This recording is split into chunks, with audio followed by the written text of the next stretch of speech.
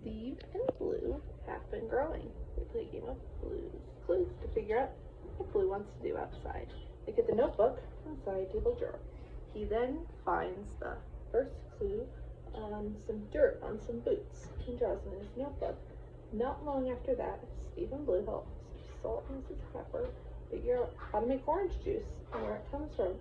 Find out that orange juice comes from oranges, which come from orange trees, which comes from seeds. First the seed is planted, then an orange tree grows, an orange gets picked from the tree, gets squeezed, and the juice is poured into a cup.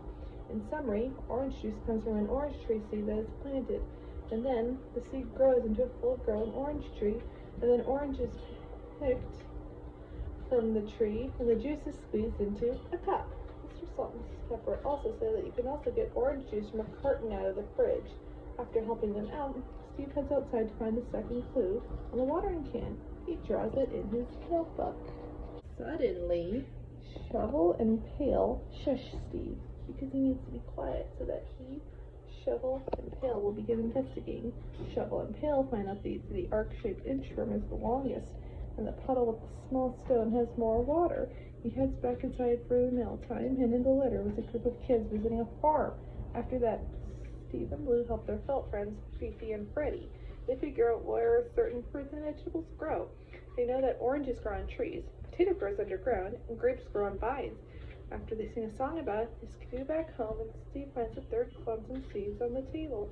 Steve draws the third clue and sits in the thinking chair to put all the clues together.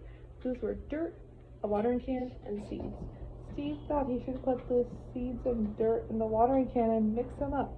That answer was so silly, it poured on his head. Steve thought he had better put the seeds in the dirt, use the watering can to water the seeds in the dirt. Steve and Blue went outside to do so, once more to do so after figuring out Blue's clues. Blue had just dug a hole in the ground when Steve arrived with a watering can and one of the seeds. She dropped into the hole. After Blue filled the hole back up and watered it, Steve says that if we give the seeds plenty of water and sunshine, they'll grow to be a big, beautiful blue sunflower.